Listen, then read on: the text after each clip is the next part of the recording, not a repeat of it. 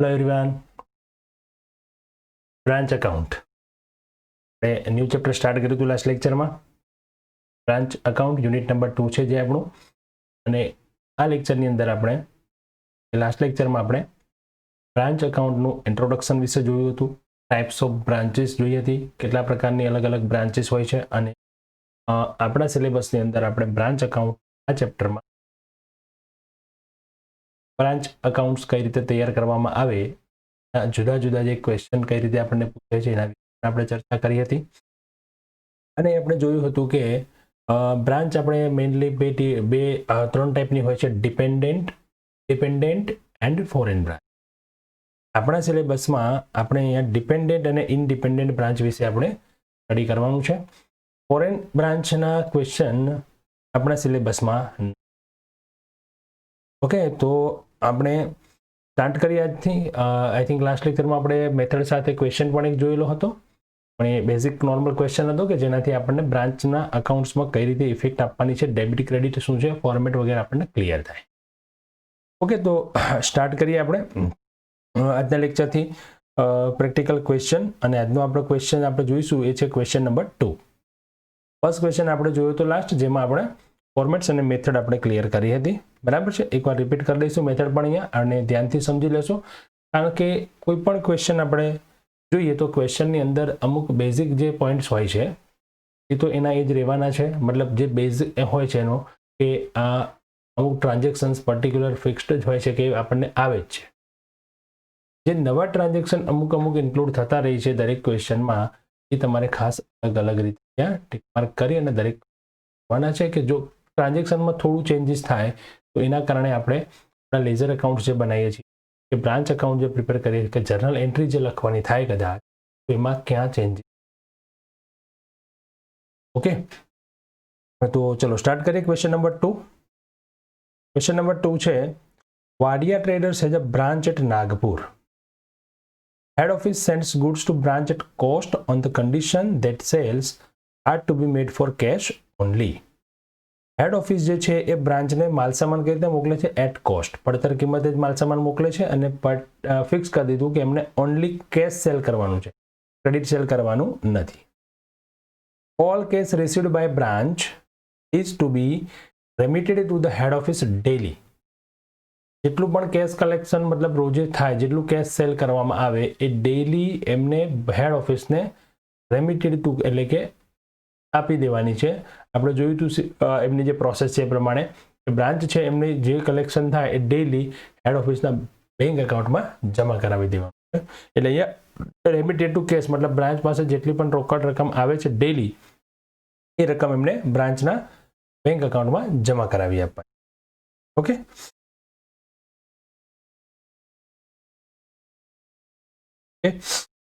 આગળ કયું છે, the head office send cash for petty expense. એટલે પરચુરણ ખર્ચ માટે હેડ ઓફિસ એમને કેશ આપે છે, પેટી કેશ આપણે જે કહીએ છીએ તે. Okay, then all expenses except petty expense are paid by the head office. એટલે પરચુરણ ખર્ચ જે છે એ ખર્ચ સિવાયનો કોઈ પણ ખર્ચ હોય તો એ ખર્ચ ડાયરેક્ટલી કોણ પે કરે છે? Head office.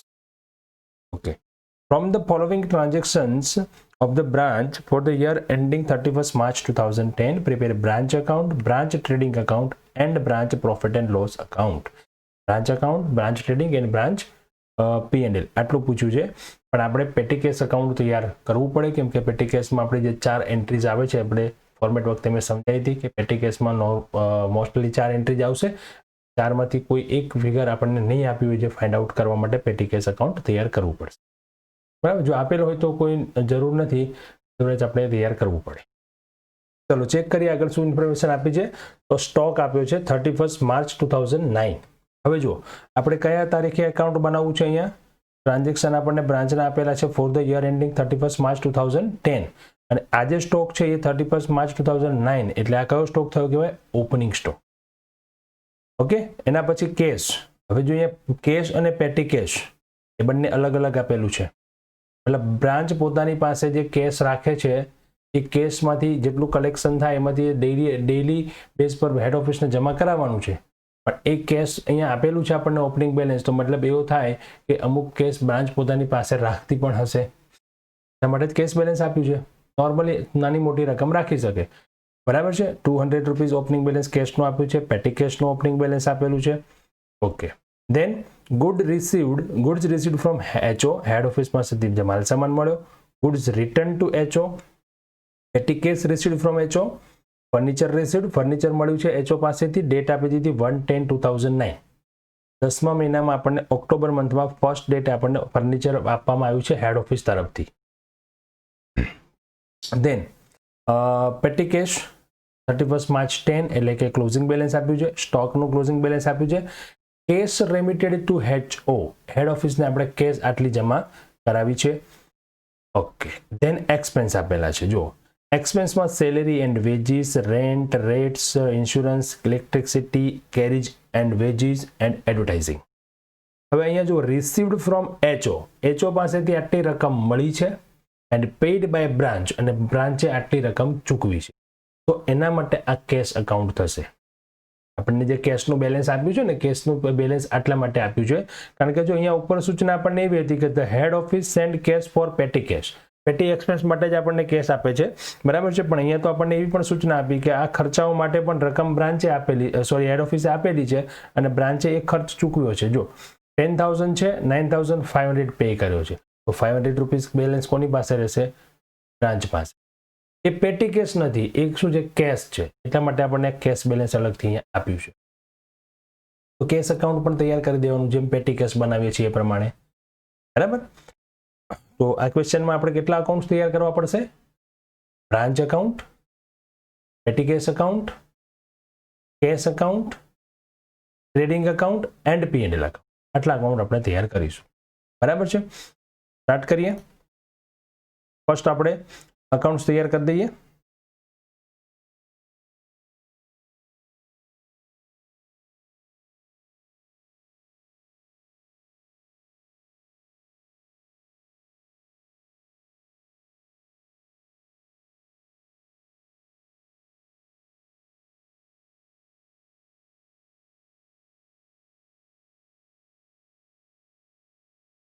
ચાલો, branch account, debit and credit. ત્યાર પછી પેટી કેશ એકાઉન્ટ ત્યાં બની દઈશું.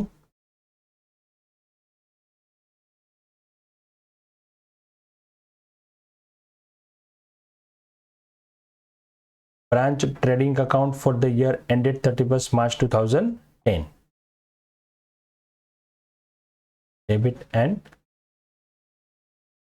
ત્યાર પછી બનશે branch P&L account for the year ended 31 March 2010. Cash માટે જોઈશું, જરૂર પડે તો બનાવીશું, અધરવાઇઝ આપણે કેલ્ક્યુલેશન કરીને બી લખી શકીશું. ઓકે, અકાઉન્ટ્સ તૈયાર થઈ ગયા છે. હવે આપણે અકાઉન્ટ્સમાં એન્ટ્રી સ્ટાર્ટ કરીએ. તો એન્ટ્રી સ્ટાર્ટ કરવા માટે આપણે સૌથી પહેલા તો શું આપણો ફર્સ્ટ સ્ટેપ શું છે એકાઉન્ટ્સમાં લખવા માટે? પહેલા ઓપનિંગ અને ક્લોઝિંગ બેલેન્સ લખી દઈશું અને દરેક ટ્રાન્ઝેક્શનની કેટલી એન્ટ્રી આવશે? 2 એન્ટ્રી આવશે, બોથ એન્ટ્રી, બરાબર. સ્ટાર્ટ કરીએ. તો હવે સૌથી પહેલા તો આપણે અહીંથી ક્વેશ્ચનમાં જોઈ લઈશું, જે ઓપનિંગ બેલેન્સ આપેલા છે 3 ઓપનિંગ બેલેન્સ છે. ત્યારે જોઈએ તો આપણને 2 ક્લોઝિંગ બેલેન્સ આપેલા છે, બરાબર છે. પહેલા કરીએ, ઓપનિંગ બેલેન્સ લખીશું. ઓપનિંગ બેલેન્સ ઓફ એસેટ્સ, જેમાં સ્ટોક, કેશ, પેટી કેશ, બરાબર. પેટી કેશનું બેલેન્સ પેટી કેશમાં ટ્રાન્સફર કરી દઈશું 140.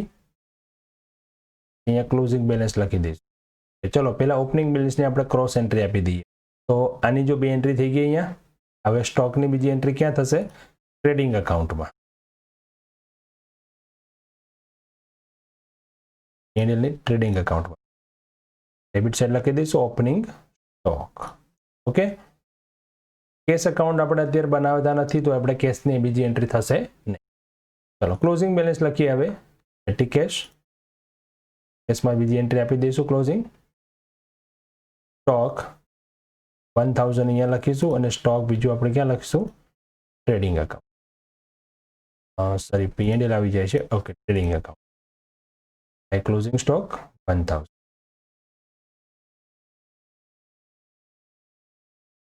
ઓકે, તો જો પહેલા તો આપણે બેલેન્સ જે આપેલા હતા એ લખી લીધા, ઓપનિંગ 3 બેલેન્સ આપ્યા હતા, ક્લોઝિંગમાં 2 બેલેન્સ આપ્યા હતા, લખ્યા. હવે ટ્રાન્ઝેક્શન વાઇઝ એન્ટ્રી કરીએ તો પહેલો ટ્રાન્ઝેક્શન આવશે goods received from HO. 1 by 1 transaction લખતા જઈશું આપણે. Goods received from HO, head office પાસેથી માલ સામાન મળ્યો છે. અહીંયા આવશે ડેબિટ સાઇડ બ્રાન્ચમાં, અને ટ્રેડિંગ એકાઉન્ટમાં પણ આપણે પરચેસ તરીકે લખીશું ડેબિટ સાઇડ. બરાબર. ગુડ્સ રિસીવ્ડ ફ્રોમ HO, અહીંયા પરચેસ લખો તો પણ ચાલે, અને ગુડ્સ રિસીવ ફ્રોમ HO લખો તો પણ ચાલે. ત્યાર પછી શું છે transaction? Goods return. Okay, goods return છે તો બ્રાન્ચ એકાઉન્ટમાં આપણે ક્રેડિટ સાઇડ લખી દઈશું by goods return to HO 14,500, અને સેમ એની બીજી એન્ટ્રી થશે બ્રાન્ચ ટ્રેડિંગ એકાઉન્ટમાં પરચેસમાંથી આપણે માઇનસ કરી દઈશું, માઇનસ રિટર્ન 20,000 થઈ જશે પરચેસ. ત્યાર પછીનો ટ્રાન્ઝેક્શન છે પેટી કેસ રિસીવ્ડ ફ્રોમ HO. પેટી કેસ મળી છે HO તરફથી, એ ડેબિટ સાઇડ લખશું. જે પણ મળે આપણે બ્રાન્ચ હેડ ઓફિસ પાસેથી આપણે ડેબિટ કરતા જઈશું. Petty cash received from HO, એ પેટી કેસમાં પણ ડેબિટ થશે, petty cash received from HO. Okay, then હવે કયો ટ્રાન્ઝેક્શન આવશે એના પછી? Furniture received. ફર્નિચર મળ્યું છે તો ફર્નિચર પણ ડેબિટ સાઇડ લખી દઈશું. Furniture received from head office 8,000. હવે ધ્યાન આપો ખાસ, ફર્નિચર એક એસેટ છે, ઓપનિંગ બેલેન્સમાં નથી આપણી પાસે, પણ ડ્યુરિંગ ધ યર, વર્ષ દરમિયાન આપણને હેડ ઓફિસ તરફથી મળી છે. તો એ અહીંયા રિટર્ન કરવા માટેની જો સૂચના આપી હોય ત્યારે પણ, આ નવો પોઈન્ટ છે ક્વેશ્ચનમાં, ધ્યાન રાખજો ખાસ.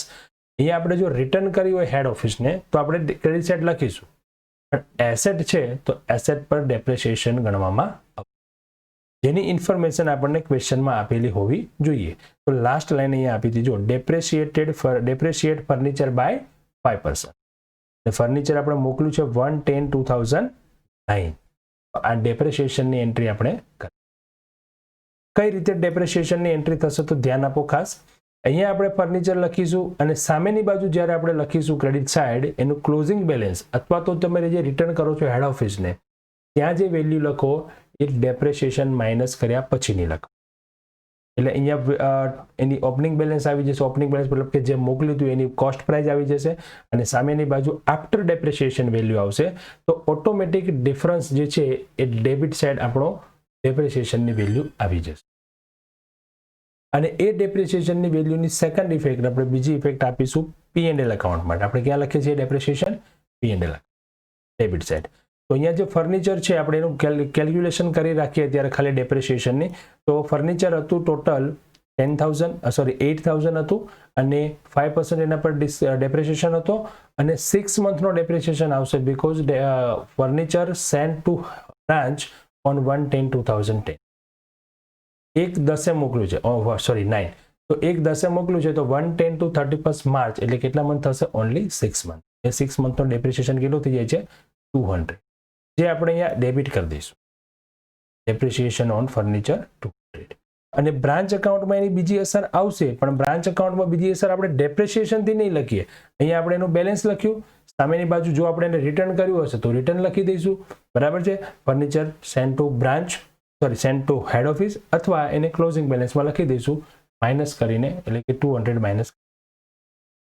તો આ રીતે આપણે એસેટની ઇફેક્ટ આપીશું. બરાબર છે. એક ઇફેક્ટ આપણી જે બાકી છે, પણ આગળ વધીએ ટ્રાન્ઝેક્શનમાં. અહીંયા ઓકે, પેટી કેસ ક્લોઝિંગ બેલેન્સ હતું, સ્ટોક ક્લોઝિંગ બેલેન્સ હતું, કેશ રેમિટેડ ટુ HO. તો કેશ રેમિટેડ ટુ HO એટલે કઈ સાઈડ આવશે? આપણે ક્રેડિટ સાઈડ આવશે બાય કેશ રેમિટેડ ટુ HO. અને જેટલી કેશ મોકલી આપણે એટલું શું કર્યું હશે? સેલ. તો એની ઇફેક્ટ આપણે આપી દઈશું ટ્રેડિંગ એકાઉન્ટમાં સેલ્સ તરીકે. બીજી બાય સેલ. સેલમાં પણ આપણા બે ભાગ પડશે. જો સેલમાં ફોર્મેટ ફિક્સ છે એ ધ્યાન રાખજો ખાસ. કેશ સેલ હોય પ્લસ ક્રેડિટ સેલ હોય, અને એમાંથી રિટર્ન હોય તો બાદ કરાય. અહીંયા કંઈ નથી, પણ એક છતાં પણ મેં લખ્યું છે, કારણ કે દરેકમાં આ ટાઈપનું કેશ ક્રેડિટ રિટર્ન બધું આવે તો આપણને ખ્યાલ આવે કે અહીંયા આપણે એની ઇફેક્ટ આ રીતે ફોર્મેટ પ્રમાણે લખવાની છે. બરાબર છે. તો આ થઈ ગયું રિટર્ન. માઇનસ કરતા કેટલું થઈ ગયું? 60,000. ત્યાર પછીનો ટ્રાન્ઝેક્શન શું છે જોઈએ. અહીંયા સુધી કમ્પ્લીટ થઈ ગયું. હવે આ જે રકમ છે એ રિસીવ્ડ ફ્રોમ HO, આટલી રકમ આપણને HO પાસેથી મળી છે ફોર એક્સપેન્સ. તો કેશ રિસીવ્ડ થશે, નોટ અ પેટી કેશ. આ શું થશે? Cash received. કેટલી મળી છે? તો 10,000, 800, 600, 300, 2,000 and 600. તો આ ટોટલ આપણે પહેલા લખી દઈશું બ્રાન્ચ એકાઉન્ટમાં debit side. Friends, cash received from head office 14,300. હવે આનું જે પેમેન્ટ કર્યું છે એની આપણને અહીંયા ઇન્ફોર્મેશન આપી છે. જો આ પેમેન્ટ જે કર્યું છે એ જે ખર્ચા જે તે એકાઉન્ટમાં આવતા હશે એમાં આપણે એની બીજી અસર આપીશું. તો સેલેરી, રેન્ટ, ઇન્સ્યોરન્સ, ઇલેક્ટ્રિસિટી અને એડવર્ટાઇઝમેન્ટ એ ક્યાં આવશે? P&L એકાઉન્ટમાં. અને જ્યારે કેરીજ ક્યાં આવશે? Trading account. અને રકમ કઈ આવશે? એમાં જે પેમેન્ટ કર્યું છે તે આવશે. ચાલો જોઈએ, સ્ટાર્ટ કરીએ. તો ટ્રેડિંગ એકાઉન્ટમાં પહેલા કયા ખર્ચની વિગત આવે છે લખી દઈએ. કેરીજ 2,000. બાકીના ખર્ચાઓ ક્યાં આવશે? P&L માં. Salary, rent, insurance, electricity and advertising. Okay, રકમ કઈ લખી છે મેં અહીંયા? જે પેમેન્ટ કર્યું. હવે આ બંને વચ્ચે ડિફરન્સ હશે એ આપણો ડિફરન્સ કેશ એકાઉન્ટમાં આવશે. આપણે લાસ્ટમાં જોઈશું કેશ માટે કઈ રીતે કેલ્ક્યુલેશન કરીએ છીએ તે. બરાબર છે? આઈ થિંક હવે બધા ટ્રાન્ઝેક્શન થઈ ગયા. આપણે ડેપ્રિસિએશન પણ ગણી લીધો. તો હવે અહીંયા ક્લોઝિંગ બેલેન્સ કેશનું 760 આવે છે. કઈ રીતે આવે છે હું સમજાવું છું હમણાં. પછી ફર્નિચરમાં આપણે જો અહીંયા 8,000 મોકલ્યું હતું, અહીંયા લખીશું 7,800 કારણ કે 200 શું થઈ ગયો હતો? ડેપ્રિસિએશન. ક્લોઝિંગ બેલેન્સ આવી ગયું. હવે આપણે બ્રાન્ચ એકાઉન્ટ કમ્પ્લીટ થઈ ગયું છે તો બ્રાન્ચ એકાઉન્ટને ટોટલ કરી દઈએ. હવે અહીંયા જો પેટી કેશ, પેલા બ્રાન્ચ એકાઉન્ટ ક્લોઝ કરતા પહેલા બીજા એકાઉન્ટ ચેક કરી લેવાના. પેટી કેશમાં 3 રકમ આવી છે, 1 રકમ બાકી છે. અહીંયા શું આવશે? મિસેલનસ એક્સપેન્સ પેઇડ અથવા તો પેટી એક્સપેન્સ પેઇડ. પણ એની બીજી અસર ક્યાં આવશે? P&L account. એ બ્રાન્ચ એકાઉન્ટમાં આવતી નથી. બ્રાન્ચમાં ખાલી આ એક જ એન્ટ્રી આવે છે. આ 3 એન્ટ્રી એ બ્રાન્ચ એકાઉન્ટની છે. અહીંયા જે એન્ટ્રી આવે છે ડિફરન્સ જે આવશે એ આપણને આવશે પેટી એક્સપેન્સ પેઇડ અને એની સેકન્ડ ઇફેક્ટ ક્યાં આવે છે? P&L. બ્રાન્ચ એકાઉન્ટ ક્લોઝ કરી શકીએ. બરાબર. બ્રાન્ચ એકાઉન્ટ ક્લોઝ કરતા 84,160 ટોટલ આવે છે અને પ્રોફિટ થઈ જાય છે 25,800 ટી. આ થઈ ગયો પ્રોફિટ. ઓકે, હવે પેટી એક્સપેન્સને ક્લોઝ કરીએ. તો જો અહીંયા 340 ટોટલ આવશે. ઓકે, આની ઇન્ફોર્મેશન આપી છે. 1 મિનિટ ફ્રેન્ડ ચેક કરી લઈએ. હા, પેટી એક્સપેન્સ પે આપેલું છે કે નો? નથી આપેલું. જસ્ટ મારે અહીંયા સેટ કરવામાં થોડું પ્રોબ્લેમ થયો છે. ઓકે, તો એ 340 ટોટલ થશે. 100 માઇનસ કરો તો 240 આવશે. શું થઈ જશે? પેટી એક્સપેન્સ પેઇડ. હવે એની બીજી અસર આપી દઈએ. P&L એકાઉન્ટમાં ડેબિટ સાઇડ આવશે એક્સપેન્સ છે તો પેટી એક્સપેન્સ પેઇડ 140. ત્યાર પછી આપણે ક્લોઝ કરશું હવે ટ્રેડિંગ એકાઉન્ટ. ઓકે, ટ્રેડિંગ એકાઉન્ટમાં પણ બધી વિગત આવી ગઈ છે. 1,000 ટોટલ થશે અહીંયા અને ડિફરન્સ આવશે જે ગણાશે ગ્રોસ પ્રોફિટ 38,000. બરાબર છે. આપણે 1 by 1 આ પ્રમાણે આપણે એકાઉન્ટ ક્લોઝ કરવાના છે. 38,000. હવે ક્લોઝ કરીશું P&L એકાઉન્ટ. તો ગ્રોસ પ્રોફિટ અહીંયા ટ્રાન્સફર કરશું 38,000 જે ટોટલ થઈ જશે 38,000 અને એમાંથી આપણે આ ખર્ચાઓ બાદ કરીએ તો આપણને નેટ પ્રોફિટ મળશે 25,820. આ પ્રોફિટ જે છે એ અને આપણા બ્રાન્ચ એકાઉન્ટનો જે પ્રોફિટ આવે એ હંમેશા દરેક ક્વેશ્ચનમાં ઇક્વલ થવું જોઈએ. બંને જગ્યાએ સેમ પ્રોફિટ આવવું જોઈએ. કારણ કે આ બ્રાન્ચનું અકાઉન્ટ છે, જે બ્રાન્ચ સાથે ટ્રાન્ઝેક્શન કર્યા એનું અકાઉન્ટ છે અને branch trading and P&L account જે છે એ પણ બ્રાન્ચ સાથેના જ આપણા ટ્રાન્ઝેક્શન છે. તો પછી બંનેમાં પ્રોફિટ કેવો હોવો જોઈએ? ઇક્વલ જ રહેવો જોઈએ. પણ ટ્રેડિંગ અને P&L એકાઉન્ટ એટલા માટે અલગ કરવાનું થાય કે બ્રાન્ચે કયા કયા ખર્ચાઓ વેપારને લગતા કર્યા, ટ્રેડિંગ એકાઉન્ટને લગતા કર્યા અને કયા ખર્ચાઓ P&L ને લગતા કર્યા, એના માટે અલગ નોંધ રાખવા માટે આપણે ટ્રેડિંગ અને P&L એકાઉન્ટ એન્યુઅલ એકાઉન્ટમાં સમાવેશ, વાર્ષિક હિસાબોમાં સમાવેશ કરવા માટે. બાકી ઇન બિટવીન ડ્યુરિંગ તો તમે ગમે ત્યારે ડ્યુરિંગ ધ યર તૈયાર કરો તો ઓલમોસ્ટ આપણે શું બનાવવાનું આવશે? ખાલી બ્રાન્ચ એકાઉન્ટ. બ્રાન્ચનો જે પ્રોફિટ છે એ જ પ્રોફિટ એના P&L એકાઉન્ટમાં આવશે. બરાબર છે. ચલો હવે આપણે જોવાનું હતું કે કેશમાં 760 કઈ રીતે આવે છે. ઓકે, અહીંયા કેટલા આપ્યા હતા? 200 આપ્યા હતા. તેના માટે કેશ એકાઉન્ટ તૈયાર કરી દઈએ. બરાબર છે. આમ તો જનરલી કેલ્ક્યુલેશન કરો તો પણ થઈ શકે, બટ અહીંયા હું તમને એકાઉન્ટ જ તૈયાર કરતો કે જેનાથી ઇઝી આપણે સમજીશું. બરાબર છે. તો કેશ અકાઉન્ટ તૈયાર કરી દઈએ. સૌથી પહેલા એનું લખી દઈએ ઓપનિંગ બેલેન્સ. જે ઓપનિંગ બેલેન્સ આપણને આપ્યું હતું 200. હવે જો આપણને બે ટ્રાન્ઝેક્શન અહીંયા કેશ માટે આપેલા હતા, જે આપણને ક્વેશ્ચનમાં જ આપણે સમજી લઈએ. ક્વેશ્ચનમાં આપણને અહીંયા કહ્યું હતું રિસીવ્ડ ફ્રોમ HO, અને આ કેશ શું કામે લીધું? તો અહીંયા ઉપરને આપણને સૂચના આપી હતી, જો head office send cash for petty expense. એ રોકડ રકમ ઓનલી શેના માટે મોકલે છે? પેટી એક્સપેન્સ માટે જ મોકલે છે. અને બાકીના એક્સપેન્સ, પેટી એક્સપેન્સ સિવાયના, એટલે આ પેટી એક્સપેન્સ સિવાયના ખર્ચાઓ થયા, કોણ ચૂકવે છે? Head office. હવે આ હેડ ઓફિસ ચૂકવે છે એનો મતલબ બે રીતે થાય. હવે એવું કહેશે કે રેન્ટ ડાયરેક્ટ હેડ ઓફિસથી મળશે, તો જે લેન્ડલોર્ડ હશે, જે માલિક હશે, એ હેડ ઓફિસ પાસે રેન્ટ લેવા જશે. ચૂકવે છે રેન્ટ કોણ? હેડ ઓફિસ જ ચૂકવે છે. પ્રેક્ટિકલી આપણે વિચારીએ તો ચૂકવવાની જવાબદારી કોની છે? હેડ ઓફિસની. પણ જે માલિક છે, એ માલિક તો ક્યાં આવશે? બ્રાન્ચ ઉપર જ આવશે કે મારો રેન્ટ આપો. તો એના માટે રેન્ટ હેડ ઓફિસ ચૂકવે છે, તો એ રેન્ટની રકમ હેડ ઓફિસ છે બ્રાન્ચને આપી રાખશે કે આ રેન્ટ માટેની પર્ટિક્યુલર રકમ છે. એ ખર્ચ કોને ચૂકવ્યો કહેવાય? હેડ ઓફિસે જ ચૂકવ્યો કહેવાય. ભલે એને કેશ આપી છે કોને? બ્રાન્ચને, પણ પેમેન્ટ ડાયરેક્ટ કોણે કર્યું કહેવાય? હેડ. તો આ રીતે એમણે જે બીજા ખર્ચાઓ છે એમના માટે એમણે રકમ જે આપી છે એમાં કરતાં ઓછા ખર્ચાઓ શું કર્યા છે? બ્રાન્ચે ચૂકવ્યા છે. ક્યાંક પૂરેપૂરા ચૂકવ્યા છે, ક્યાંક 15-20 રૂપિયા, 10-20 રૂપિયાની છૂટછાટ મળી છે. તો એ કેશ બેલેન્સ બ્રાન્ચ પાસે રહેશે. તો એના માટે આનું ટોટલ કરીને આપણે એક એન્ટ્રી આપી હતી બ્રાન્ચ અકાઉન્ટમાં, debit side cash received from HO. જો આપી હતી 14,300. તો એ જ સેમ એન્ટ્રી આપણે જેમ પેટી કેસમાં આપી છે એ પ્રમાણે કેશ અકાઉન્ટમાં લખી દઈશું. ઓપનિંગ 200 હતું અને આપણને કેશ કેટલી મળી? 14,300. પછી આપણે જે પેમેન્ટ કર્યું એ પેમેન્ટ માટે પણ આપણી પાસે અહીંયા ટોટલ છે કે આટલા ખર્ચાઓ આપણે ચૂકવી દીધા. એનું ટોટલ કરીએ અને એનું ટોટલ કરીને આપણે લખી દઈએ ક્રેડિટ સાઇડ કેશ અકાઉન્ટમાં બાય એક્સપેન્સીસ પેઇડ 30,740. આની બીજી અસર આપણે અહીંયા આપી દીધી ઓલરેડી. બરાબર છે. તો હવે આમાં જે ટોટલ રહેશે 14,500 માંથી આપણે આટલું પેમેન્ટ કર્યું, બાકી રહેશે એ શું ગણાશે? કેશનું ક્લોઝિંગ બેલેન્સ, જે 760, જે આપણે ક્યાં લખી દીધું? Branch account. બરાબર છે. તો આ રીતે આપણો આ ક્વેશ્ચન જોઈ શકીએ છીએ કે આપણે આ ક્વેશ્ચનની અંદર આપણે એક તો ડેપ્રિસિએશનનો પોઈન્ટ ખાસ અગત્યનો શીખ્યા અને બીજું શીખ્યા કેશ અકાઉન્ટ.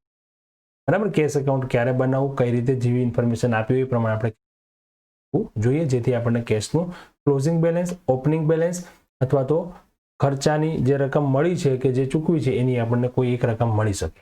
ચારમાંથી કોઈ એક રકમ આપણને ક્યારેક નહીં આપી હોય તો એ ફાઇન્ડ આઉટ કરવા માટે આપણે બનાવવું પડે.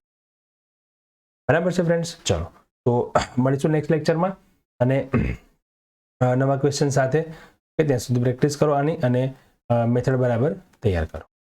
Okay, thank you and have a good day.